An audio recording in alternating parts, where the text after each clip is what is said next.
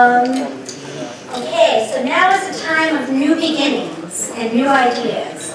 And we have some of the brightest and the best minds, I think, on this continent to help us formulate these new ideas. What an audience. This is just great. We've got our great friends here, and I've got so many stories about Daniel Pipes and Frank Gaffney. I don't have time to talk to him.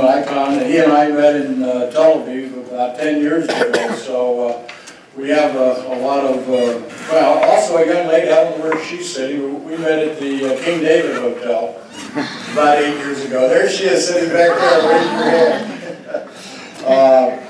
But before we start today, this is a new beginning. What we're going to talk about today, all of us, basically is the future today and tomorrow on what we think the relationship should be with the new U.S. government and with Israel. So it's a new footing, and when I mentioned more footing, Frank Gaffney asked me to work on that book with him years ago. So in a way, we're on a war footing still today with a lot of the threats. But I think we need to keep in mind that we have to stop looking through a political prism making decisions. When I visited General al-Sisi a few years ago, I sat across from him, and this was before he became the president. He said, this is when the Congress cut off the aid, State Department, and Obama were backing basically the Muslim Brotherhood. I sat 6 feet from General al-Sisi and said, why does America always seem to make decisions through a political prism rather than through the reality prism? And I took that to heart, and I had an epiphany, and that I would no longer look at the world through any political prism again. I'll only look through the reality prism. What's happening and what can we do about it, what should we do about it? And that's looking, again, at the prism today and tomorrow. I do have one gentleman who's very important to everything that we're doing. We talked about Iran. I like Ali Reza Jabarzadeh to stand up. He represents the National Council for Resistance in Iran, and I work. And the reason I bring it up is that Ali Reza wrote the book that I helped him with called The Iran Threat almost 10 years ago. And still very viable today. Ali Reza, thank you for all that you do. But there's a lot of initiatives going on. We could talk about Syria. I'm the only senior officer that's been inside Syria. I went in with 400 men in 2013 on a covert intel operation to vet everybody out. Brought the report back, gave it to Ed Royce, Congress, Pentagon. They did nothing with it. Absolutely zero. So when I look to the future, and I look, we're working on some initiatives now that we're going to provide the Trump campaign, or the Trump transition team, particularly on a new thing we have for Syria, which is called the reconciliation and reunification of Syria under a new interim government. And we cannot do anything, ladies and gentlemen, in the Middle East with Syria unless we work with the Russians. I'll tell you that right now. And they're willing to work with us. I've met with them twice, and so they're looking forward to some. They have their own strategies and vision about over there, but we can work with them. I've been in touch with General Flynn on that. He's been to Russia. We get criticized once in a while for wanting to reach back, but I can tell you, just like Gorbachev and Reagan, and we had to work with Russians in World War II, we can work out some things with them over there that will benefit Israel as well. And I think he knows that to be the truth. So there's an initiative going on there. We have an initiative now going on with the National Council of Resistance of Iran. As you know, they're primarily based outside of Paris. Daniel and I have had a chance to participate with them for, goodness, the last 6 or 8 years. So we're very much into what's going on in that particular area. Well, let's talk about Israel.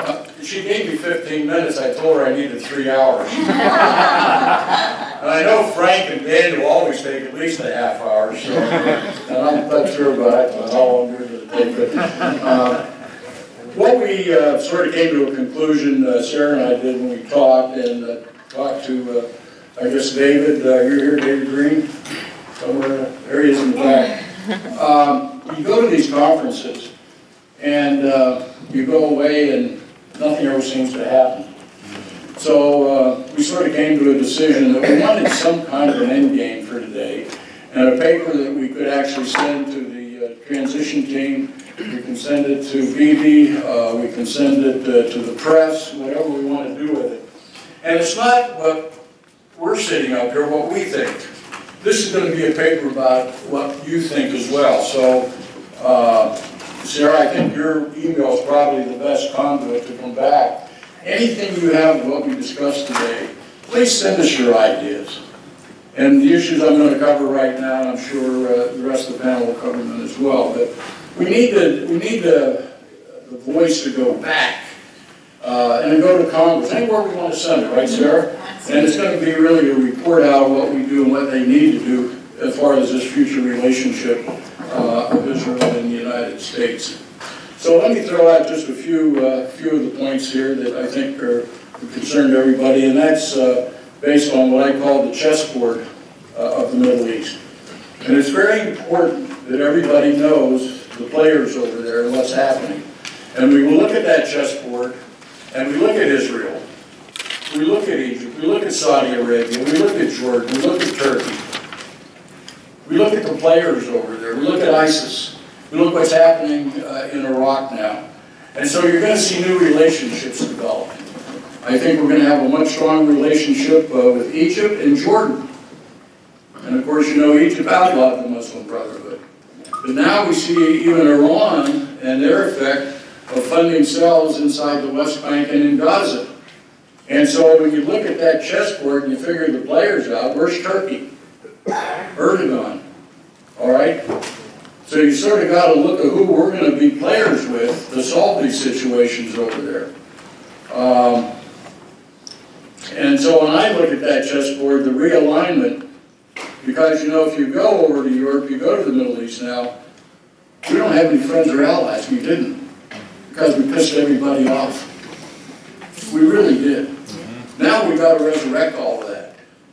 And so who are the new players that the Trump administration should start dealing with seriously? You know, should he go to Israel, for example, as his first state visit? Wouldn't that be something? We had Obama go to Egypt, for God's sakes, and give that horrible talk. So whatever we can relate back to the transition team and to General Flynn and to others, I think is going to be absolutely important. And so this means today couldn't be more timely to come up with sort of what we think should be the future. The movement of the capital in Jerusalem. How do we feel about that? And we should have a very strong position. I believe we should, but others might think differently because of the situation with the Palestinians.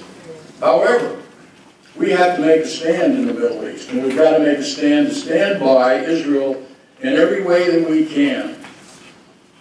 Now, I don't know whether you know it, but Israel's been involved in southern Syria for the last couple of weeks on some operations up there.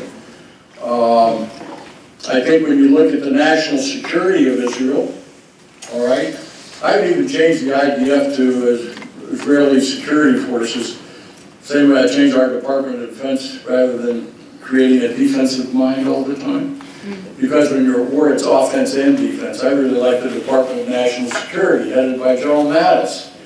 And I'm sure he's not going to listen to me and change the IDF. But in reality, though, Israel has to be on the offensive and the defensive. When you play in this war game, you've got to be prepared for both. To defend yourself, but also to attack and destroy the enemy. And I noticed even Eliot today, when he said terrorism, he didn't say radical Islam. Did you notice that? Oh, yeah. Interesting. Interesting. So we have to have that change of what we're going on when we talk about the national security of Israel.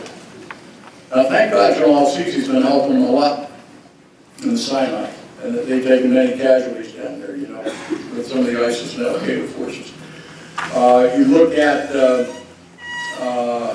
rockets, the offensive nature of Hezbollah in southern Lebanon. We have new Lebanese leaders, by the way, we can work with.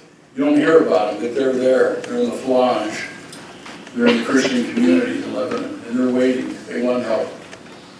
Hezbollah is getting its butt kicked in Syria, by the way. Same way with the Iranians. You can't believe, Ali Reza told me this morning, I think there's over 20 or 25 generals killed in Syria of the Iranian Revolutionary Guard. Yeah, you don't read about it. And that mostly was the Free Syrian Army that really kicked into place in late 2012 and 2013. And that's who I went into Syria with. I went into Aleppo. And my hope was to sit in a cafe downtown Aleppo and have a glass of vodka and toast to Putin. But they found out they're all Muslim, they didn't have any vodka. I couldn't even make them with water. It was Elvis Ray. If you want to see our incursion into Syria, go on YouTube and type my name and Syria, and you'll see how we went into Syria at a very dangerous time. Walked in and walked out of Syria. It's quite interesting. I was 73 then, so I know if I can do a covert intel operation, I know our skills and everybody else can do it a lot better with a lot more energy. But so you look at the two states. Now, I know you've all gone over that. How the hell do you geographically create the two states over there? You saw the one where they're going to do the freeway between Gaza and Jerusalem. Build off ramps. You see that? I mean, how do you create geographically two states over there? And then you have Hamas, and the leadership will recognize Israel. So you have no partner on that side. So you'll never come to any conclusion on a two-state solution. Some people say, well, Israel should take over Judea and Samaria. You remember before the Intifada? 250,000 Palestinians worked in Israel in jobs. And then the terrorist Arafat ruined all of that with the Intifada. Crazy. Just think what it could be for the Palestinians. Open, free, good economy, but they don't have the leadership. And what they're teaching their kids in the education system in the West Bank and Gaza. Pure hate, you know. I don't know what the solutions are. Maybe you have some better ideas. Again, make that part of what you input back so we can make it, at least give some ideas on that. So you've got national security, you've got the movement of the capital, you've got the two-state solution, and then after that, you've got the threat of Iran that wants to destroy Israel. So what are we going to do about that? And there's some ideas that we have to lay down about how we're going to deal with that situation. I don't know what the Trump presidency is going to come in with, but I think we can provide some ideas on it. Thank you, Sarah, for the wonderful introduction. And good afternoon, ladies and gentlemen. I counted up, and I think there are 177 embassies in this city. And I suspect that all of them are trying to figure out what's coming next. And when we turn to the Middle East, there are all sorts of scraps of information that one can rely on. For example, Mr. Trump said to the New York Times, "I would love to be able to be the one who made peace with Israel and the Palestinians. I would love that. That would be such a great achievement because no one else has been able to do it." Mike Flynn, the national security advisor, on the day of election itself had a piece out on the Hill, which he recommended that the United States appease Recep Tayyip Erdogan, the president of Israel, by among other things, Turkey. Among other things, turning over Fethullah Gulen, the cleric who lives in Pennsylvania. General Mattis has said interesting things about Iran and Israel. But Israel said, "I pay the military security price of every day as the commander of CENTCOM because the Americans were seen as biased in support of Israel." Contrast, Trump's Israel Advisory Committee has given the Israelis, the good party, everything it could possibly want. Lee Farris has said that Iran deal is here to stay. General Mattis has said he's against it. Out of all this, I suggest we better not speculate, but instead ask the key question, what should U.S. policy be? And that's what I propose to do for you in the next few minutes.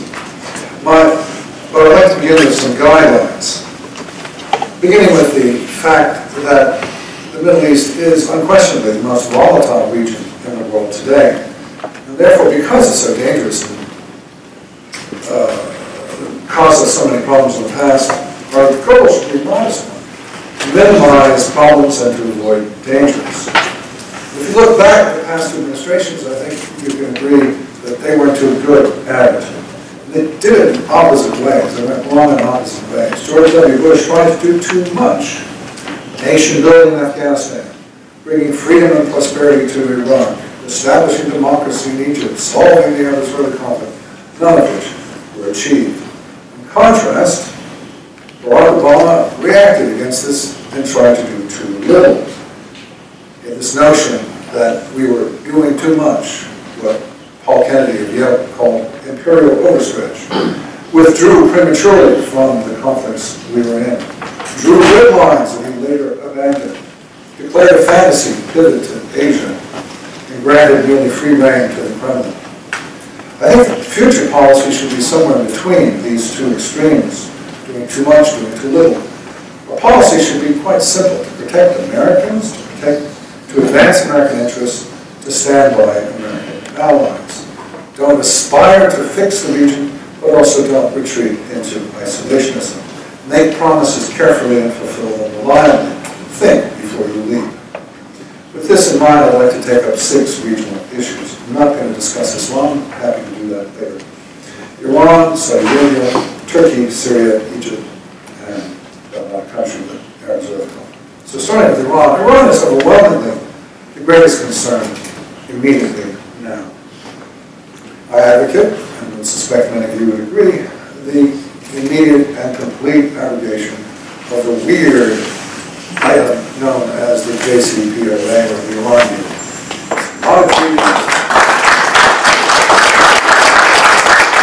It's not an executive agreement. It's a, who knows, a unilateral declaration upon by the United States to adhere to certain policies. It obviously was not passed by the Senate, it's not a treaty, and it can be unilaterally torn up. But that's not enough.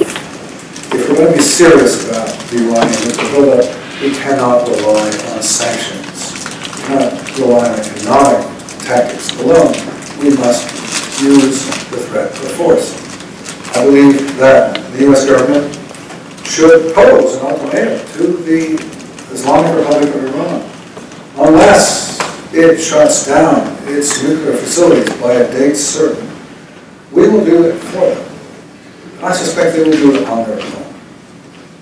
It's the only way to prevent the Iranian regime from getting nukes. And of course, that has enormous implications beyond any ever seen before with Stalin and Mao and Kim Il-sung and all the others. It's for 2 reasons. First, the Iranian leadership has an apocalyptic mindset which suggests it might use those nuclear weapons to bring on the end of days. Interesting notion, not one wants to experiment with. And secondly, they clearly have on their mind electromagnetic pulse, not just bombing something, but destroying the electrical grid. We have a great experts here in Frank Gaffney, not just against Israel, but against ourselves. So this is the most immediate urgent thing. I hope the new administration works in this direction. Secondly, Saudi Arabia. I call Saudi Arabia a hostile ally, and that since 1945, the U.S. and the Saudi governments have worked together in important ways, particularly in the energy sphere. They provide us energy, we provide them protection. But at the same time, we share nothing in common, no values, and they have promoted a obscene form of Islam that's now spread around the world, the Wahhabi version. But, of late, the Saudis are actually more useful, friendly than they used to be, because now they're standing up to Tehran. Their security is more important than ever, and now we do, in fact, back them in certain ways, unlike before. And the younger generation, which is now suddenly come to prominence with Mohammed bin Salman, is showing more moderation and more readiness to take action. So I think it's a good time for the U.S. government to reassess and to work with the Saudis, and likewise the other states of the GCC, the Gulf Cooperation Council, the other rich Arab states. Turkey. there was a bromance, as it's called, between our president and the Turkish president. Once asked who his favorite foreign leaders were, Barack Obama mentioned Erdogan as one of them. That appears to be over. Finally, the geniuses in the White House have figured out that Erdogan is not really a great guy.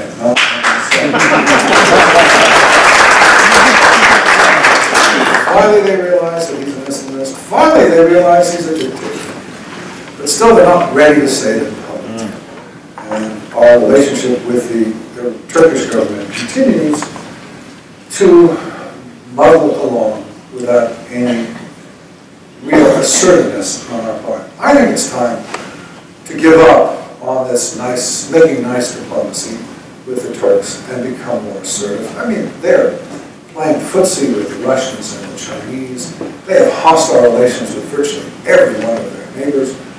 I could go through the whole map for you, but let me just point out that Turkish Cyprus, which is a ward of Ankara, elected president last year who is anti-Erdogan.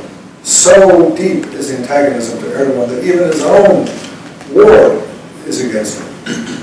It's time to make clear that what the Turkish government will lose in terms of trade, military assistance, and diplomatic support, unless it changes its policies internationally and stops going towards dictatorship domestically. I don't think it will work, but I think it's important for us to take that stand. Fourth is Syria. This is perhaps President Obama's worst, worst foreign policy effort. You'll recall the Red Line of 2013, I believe it was. The trouble with Syria, to simplify Syria, is there are four major actors, and three of them are hostile to us.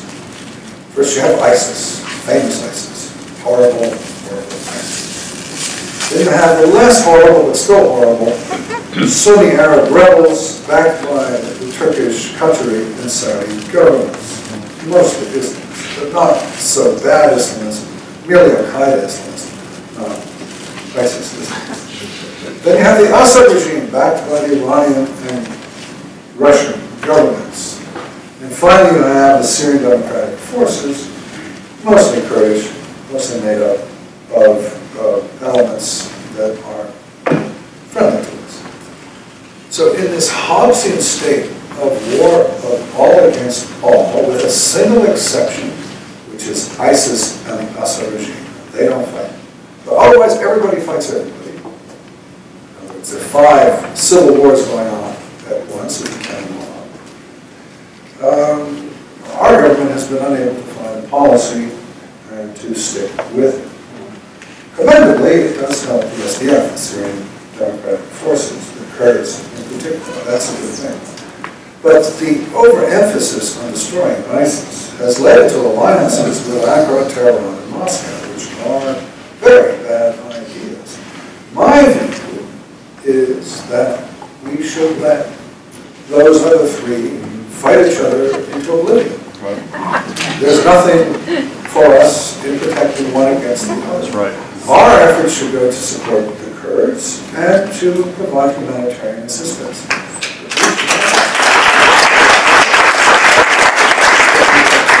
We should not ever help any of those other 3 parties. Fifth, about Egypt. The Obama administration insisted on a high principle of democracy. Never mind that democracy was very flawed. I don't think Morsi was actually elected. Never mind that he was hostile to us. Never mind that he was an Islamist. Still, democracy prevails, and so we should support Morsi, and we should be hostile to the guy who threw them out.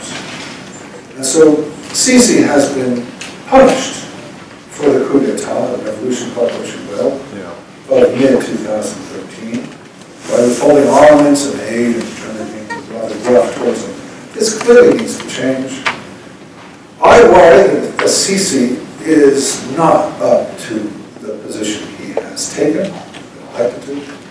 I worry that in 2 major areas in particular, fighting the Islamists and improving the economy, he is not doing well, and that he, if he continues on his current track, will be overthrown sooner or later by the Islamists, who this time will be there for a long duration. And therefore, I think it is imperative that we help the Sisi, we guide the Sisi. It's part of what we can do. We're not doing it. Finally, the Arab-Israeli conflict. Notably, the last point of my 6. What used to be the most dangerous flashpoint in the Middle East, what used to be the Middle East conflict, that's all you need to say, has now receded, at least temporarily, who knows, it might come back. Low-level violence continues to be sure, but there's much less potential for it to escalate into a region-wide conflict, because there already is a region-wide conflict. It has nothing to do with Israel. It's what I call the Middle East Cold War, or used to call the Middle East Cold War, it's now the Middle East Hot War, between the Saudi-led Sunni camp of status quo-oriented states like Jordan and Egypt, and the Iranian revolutionaries. This is the new Middle East conflict, and it has led to violence in countries like Iraq, Syria, Lebanon, and Yemen, never mind Libya, and so forth. So Israel is no longer the sinusoid. Israel is no longer the nut of the region. This is a good thing. It creates the potential to take care of business in a way one couldn't before. As Representative Engel pointed out, Israel's relations with the Sunni states are quite different from what they used to be. So I would like our government to signal to Israel its value to us as the only country in the region that in any manner, discernible manner, has values and mores similar to our own. I'd like to see the pressure on Israel to make nice to the PA aborted.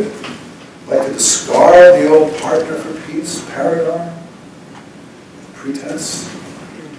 And most of all, I'd like to encourage the Israelis to win. Here, I'd like to tell you that I and my organization are initiating an effort in Washington and elsewhere to come up with this slightly strange idea that Israel should win and Palestinians should lose.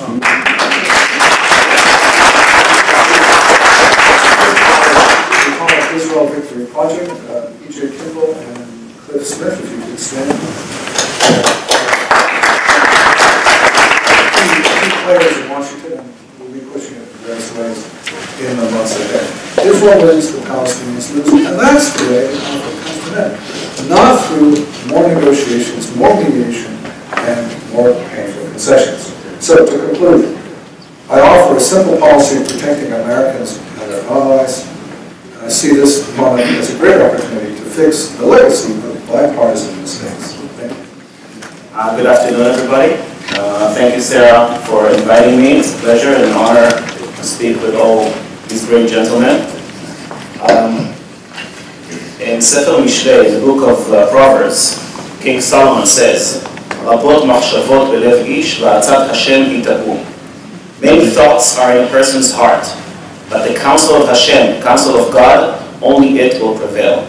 I think that this chapter by King Solomon is so true for so many things that happen, especially lately, but also in what's happening in the Middle East nowadays.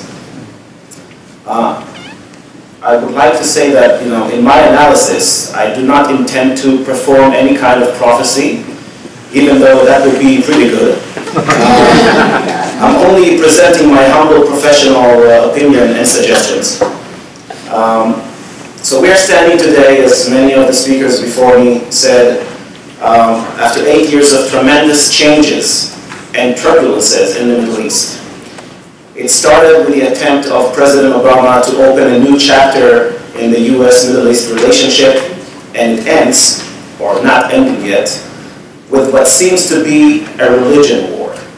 Some would call it the Third World War, the one between Shia and Sunnah, the one that Mr. Pikes just mentioned at the end of his speech.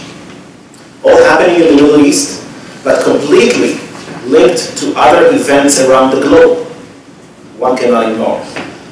Back in May 2009, in a hearing at the House Foreign Relations Committee on the topic of Engage Iran, Obstacles and Opportunities, then Senator John Kerry, today's Secretary of State, said, and I quote, "Just as we abandoned calls for regime change in Tehran and recognized a legitimate Iranian role in the region, Iran's leaders need to moderate their behavior, and particularly that of their proxies, Hezbollah and Hamas." For some reason, the U.S. strategy had changed 180 degrees and went against the wishes of its allies in the Middle East, Israel and the Sunni states. They invested so much in, all in order to make Iran a successful regional power. Today, we see several Middle East war zones, or as reflected by liberal media, conflicts, all linked to Iran, and all have tremendous effect on the world peace and stability. The three main fronts against Sunni control are Syria, Iraq, and Yemen. In Iraq, the war is presumably against ISIS, right? But Iran is definitely using it to expand its influence over Iraq, especially due to the majority of Shia population in the country. One of Iran's ways to expand its influence in Iraq is by creating the Shia forces such as Al-Hashd al-Sha'bi, the People's Mobilization Forces, and Asa'ib Ahl al-Haq, which is the League of Righteous People, an Iraqi Shia paramilitary group active in the Iraqi insurgency in Syria, in the Syrian war as well. Now in Syria, almost the same strategy. Hezbollah is not the only Iranian-backed Shia forces assisting the Assad regime in the war against rebel groups. IRGC have brought thousands of Shiite volunteers to Syria. They are responsible for helping the regime army and take part in the bloody fights such as in Aleppo. In Yemen, the Iranian-backed Ansar Allah, the Soldiers of God, or the Houthi militia, not only fight for Shiite dominance in the country, but also attempt to destabilize Saudi Arabia. They got to the point that they shot rockets at Saudi Arabia and announced they would like to take over the Muslim two holy places, Mecca and Medina. They didn't ask for Jerusalem yet. Maybe they didn't think about it, but maybe it's a fiction for them, you don't know. As you might know, Jerusalem is called in Islam Thalith al-Haramain, the third of the two holiest places. Something that is beyond these three war zones, there are three other important battles. Turkey's war against the Kurds, the civil war in Libya, the war of Islamic terror groups against moderate Sunni regimes such as Egypt's Sisi. Most of this Middle East mess, or as we call it, Harb al-Dab, occurred because so many mistakes happened by world players, but unfortunately mainly the United States. As a result of this, there are two dominating powers in the region today, Iran and Russia.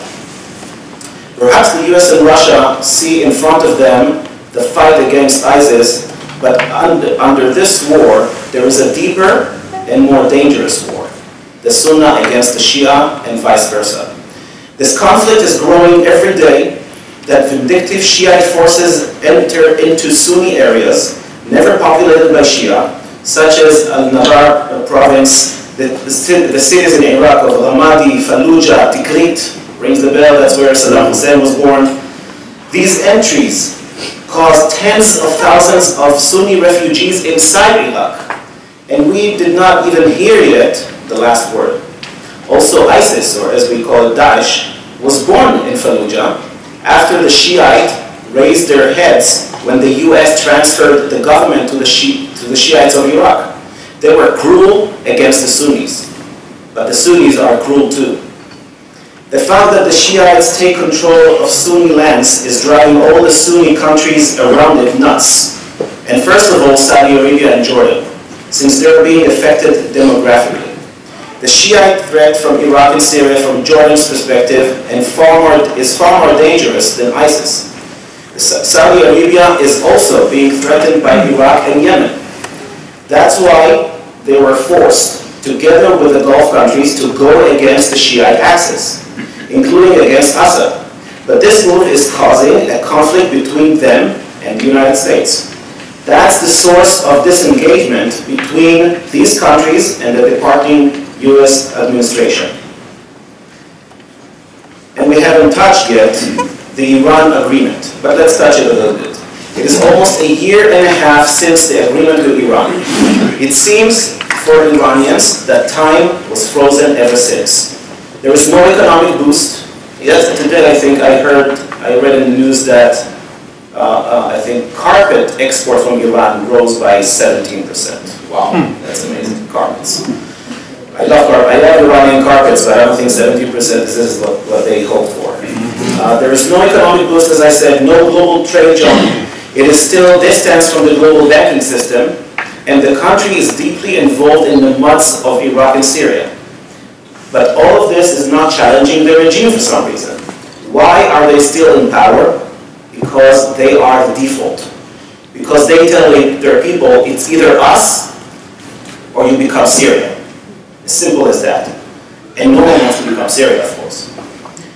Did you notice one thing I didn't mention so far? It's the Israeli-Palestinian conflict, or whatever they call it. Nobody really cares about what's going on there when you have such exotic fights like ISIS. With terrorists and Shia against Sunnah and Iranian intervention, and Europe is collapsing today. The Palestinians reportedly noticed that they cannot defeat Israel by force, by terror. So they started about 18 months ago the campaign to boycott Israel and Israeli products, simultaneously to a campaign of legitimization campaign against Israel in the international arena, with the United Nations and other international bodies. But I tried to look in the future, my prophecy from the beginning, but I'm not a prophet. Just like President Obama changed the U.S. Middle East strategy 8 years ago, it can and should be revised. One of the basic changes that should be is to reaffirm that the Islamic Republic of Iran is the main sponsor and supporter of global Islamic terrorism. The only solution is to diminish and ultimately uproot the Islamic Republic power and influence in Iran. There are many options of how to tackle that. Some were used and some were not. Amongst those who were not used is the business influence approach, which our president-elect says that he can definitely do that, so let's see. One of the upsides of these vicious conflicts is the weakening of one of the most destabilizing players in the region, Hezbollah. Also linked to Iran, of course. Hezbollah shed blood as it serves as the cannon fodder by its Iranian masters on the Syria altar and towards Iraq. Unofficial numbers today mention 2,500 casualties to Hezbollah and 2,500 injuries, and maybe it's more. Another upside is that even Russia realizes that the Syria war is not going to end so fast. The Sunnis will not erase the Shiites, and the Shiites will definitely not erase the Sunnis. They realize that what they do is only putting a finger in the dam of Assad, just like Hezbollah. But they cannot take it out, because the Sunni flood will come. So let's hope that Hillary Clinton was right on one thing, that Trump has or will have good relationship with Putin. Since Iran, Hezbollah, and Assad owe him so much, he must be a key partner to solving the situation. As for ISIS, I'm sure that the military efforts against ISIS will only expand, since the U.S. will become more involved there. It's expected that ISIS will find it hard to have strongholds in its cities and will be forced to withdraw into the huge desert. But even if ISIS will be defeated, its spirit, ISISism or Daeshism, will not disappear, unfortunately, but rather will expand, since they will be defeated by the Crusaders and by the Shia infidels. it's very much possible that the future ISIS is far more dangerous than the current one. When I said in the beginning of my words that we cannot view the Middle East without what is happening around the world, I mean especially Europe. The collapse of the Middle East since 2011 during the Arab Spring created aftershocks and expanded the immigration of millions of Muslims into the EU, and its citizens are shocked to see how their countries change in front of their eyes. The East migrated to the West, and the West migrates to the unknown. What is happening nowadays in Europe is Euroxit, the mega Brexit. See what happened yesterday in Italy. Just FYI, during 34 months of Matteo Renzi in power in Italy, his country received more than 500,000 Muslim immigrants from the Middle East and Africa. The crisis in the EU proves that by electing President Trump, U.S. was actually saved from similar fate. We will probably see a different Europe in a year from today. It will probably be just like what happened in Israel 18 months ago, Argentina about a year ago, Philippines of June of this year. The elite of politicians, or maybe leftists, the polls and the mainstream media cover up the reality of the political changes, and then the right rises. This brings us to the upcoming Christian holidays. The Department of State issued 2 weeks ago a travel alert to its citizens in Europe. The Department of State alerts U.S. citizens to the heightened risk of terrorist attack throughout Europe, particularly during the holiday season. U.S. citizens should exercise caution at holidays, festivals, events, and outdoor markets. This travel alert expires on February 20th. Let's see that. Credible information indicates that the Islamic State of Iraq, ISIL, Al-Qaeda, and their affiliates continue to plan terrorist attacks in Europe. So this is what State Department says. I just wonder if this might be ISIS war against the cross in Europe. I'm just like you, in most cases. I get the information from the media. And we all heard how French intelligence managed to foil a few terrorist attacks planned for the upcoming holidays. But I know that almost every foiled attack has a few planned attacks along the way. And we all know that police forces all across Europe still do not enter the huge Muslim neighborhoods, the huge ghettos in the big cities, such as Saint-Denis in Paris, such as Molenbeek in Brussels. As for the Palestinian matter, and I can tell you that from personal experience because I served for several years in the IDF, and I was part of implementing the security annex of the Oslo Agreement in the Gaza Strip and the West Bank. If I was advising Palestinian Authority Chairman Mahmoud Abbas, who is today busy with other things besides the Israelis, I would advise him to get on the new carriage and dump the old one. Europe and UN belong to the past. They represent the aristocratic elite, mostly from the left, who are disconnected from the general public and forgot who voted for them. It's true that the EU, as well as the US, finances the Palestinian Authority, but they are actually getting nowhere. The only way for the Palestinian Authority to maintain its status in the best case scenario is to sit down and seriously talk with Israel and make concessions. If not, and that was what will probably happen because they don't listen to me, the PLA sooner or later will disappear and only God knows what will happen. Thank you very much. Sarah, thank you very much for those extraordinarily generous remarks. I'm actually here pitch hitting for Shoshana Bryant, and those of you who are here for her, I'm sorry to disappoint. I'd actually rather listen to Shoshana any day, so I'm hoping that she will be on the mend. I have a relatively easy job here because everything worth saying has been said at least once, so I'm going to keep this very brief. I thought what I might do, though, is try to stitch it together with what Donald Trump said he was going to do. Specifically in a very important policy address on the 15th of August of last year. My hope being that he will do this. I call it the Victory Over Jihad Plan, and it's got 5 essential component parts. Again, several of them having been discussed before, but maybe I can talk to them in terms of the Trump position with respect to them.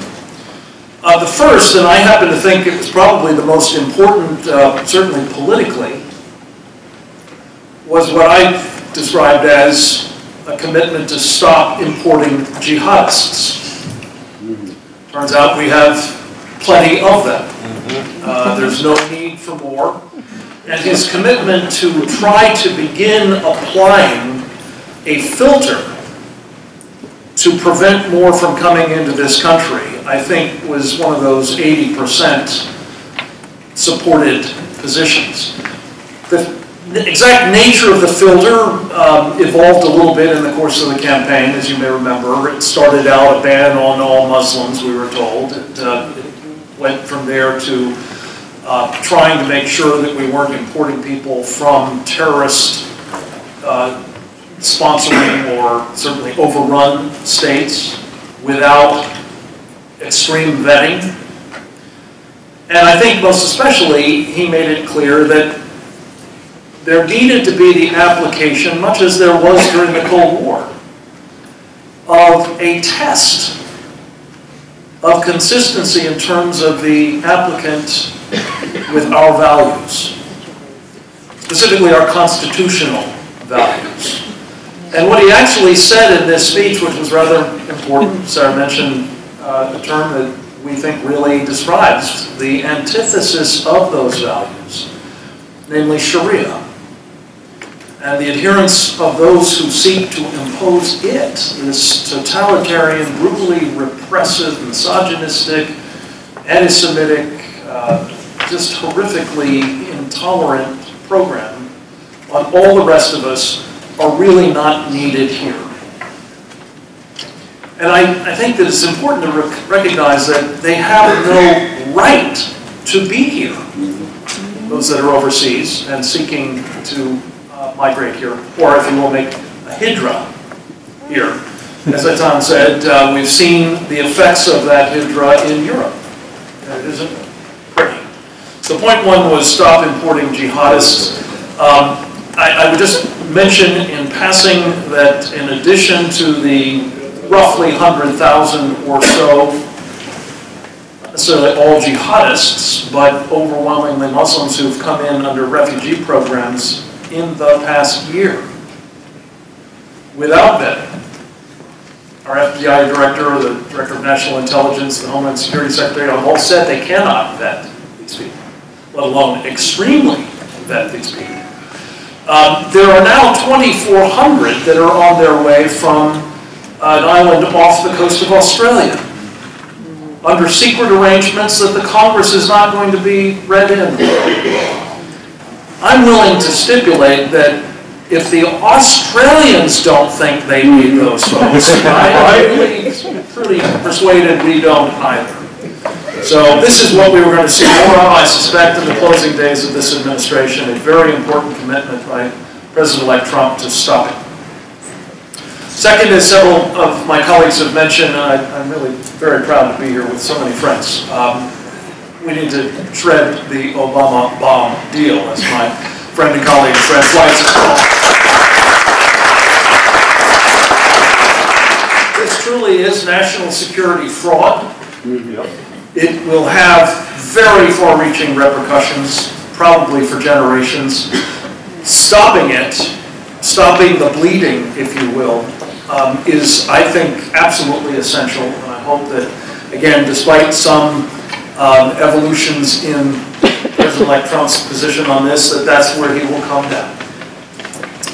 Thirdly, and again, several of my colleagues have talked about this, we need to defeat the violent jihadists. They are most notoriously at the moment doing business as the Islamic State, or Daesh, if you will. But that's just one of the franchises. Right. You could as easily look to Al-Qaeda, which we used to think was the problem, or Boko Haram, or Al-Shabaab, or the Al-Nusra Front, or the Taliban, and on and on. They are parts of one large enterprise. They have, in some cases, like Hezbollah, the Shiites, differences with the Sunnis, to be sure. They do seem to be capable of putting them aside when it comes to the opportunity to share in killing us. But whatever their brand or franchise or specific sectarian affiliation is, they have a couple of things in common. One is Sharia, in some fine points that they differ on violently, but by and large it's the same basic program, and they are equally committed to imposing it on everybody else, Muslim and non-Muslim alike. So defeating these folks is a necessary condition. We can discuss, and maybe will in this paper, Paul, how best to do that. There are lots of ideas. I think, simply put, it's something that we are rather good at if that is the object. Winning is the object. Most especially in shaping the perceptions of those who are actual or would-be Sharia adherent violent jihadists, that they're not with the strong horse. It's been often said. That goes a long way to persuading them to be in that business, and I think if they're not the strong horse or not with the strong horse, it's not as interesting as it might otherwise be. Fourth, Donald Trump talked about ending willful blindness. My friend Andy McCarthy, who's probably done as much as anybody to popularize that term, has actually said, you know, these days it's not so much willful blindness, it's become compulsory blindness. And he points to, among other things, this handy little research document. I commend it to all of you. It's available actually for free at our site, securefreedom.org. It's called the Explanatory Memorandum on the General Strategic Goal of the Group in North America. This is the Muslim Brotherhood's secret plan, discovered providentially in a ranch house in the suburbs of Washington, D.C., not far from here, Annandale, Virginia, in 2004. It's really required reading.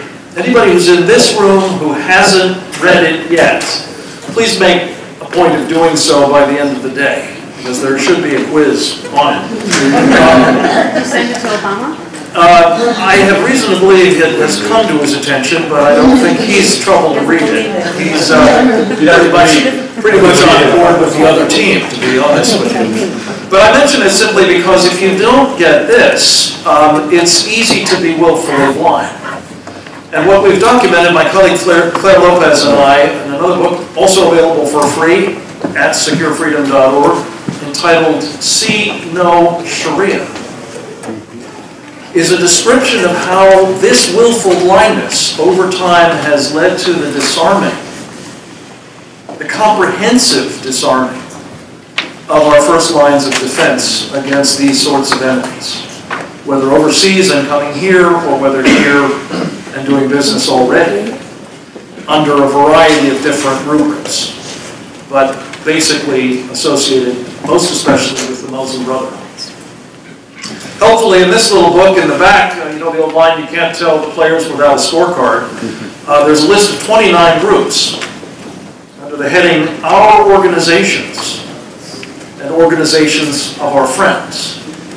I tell you, in the intelligence business, that's called a clue. It's a clue as to who the groups were, at least as of 1991. Today, of course, 25 years on, there are hundreds more. They operate as mosques under the auspices of Group 8, the North American Islamic Trust. They operate as front groups like the Council on American Islamic Relations. By the way, a new book, so hot off the presses I don't even have it here, is entitled Terror is Hamas. How the federal government proved that the Council on American Islamic Relations is a foreign terrorist front. This was a document that, like this little one, was introduced into evidence in the Holy Land Foundation trial, the largest terrorism financing trial in U.S. history. It's a transcript of wiretaps conducted by the FBI back in the day when it did this sort of thing, of the organizational meeting of the Council on American Islamic Relations in Daniel Pipe's hometown, Philadelphia, Pennsylvania, in 1993. In that meeting, ladies and gentlemen, just so we're clear, representatives of something called the Islamic Association of Palestine group, I believe number 24 on this list, including Niyad Awad,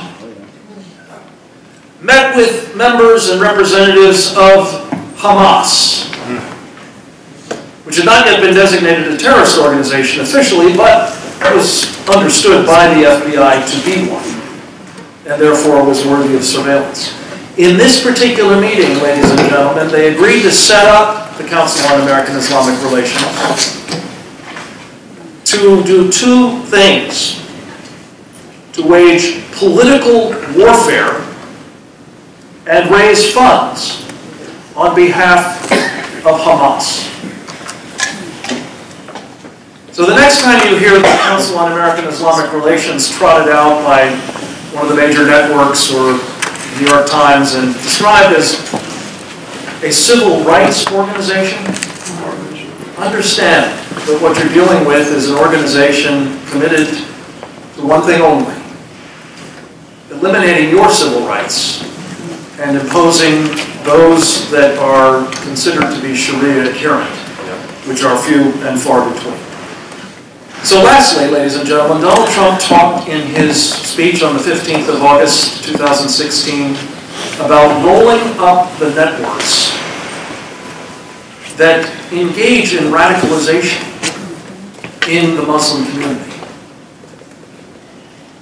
If he will follow through on that, he will designate the Muslim Brotherhood as it should be, a terrorist organization, and he will take down the mosques, the front groups, the influence operations, and the other acts of subversion that are being engaged in right now, as we speak, 50 years after they started by the Muslim Brotherhood. That's my hope. Let's go make it happen.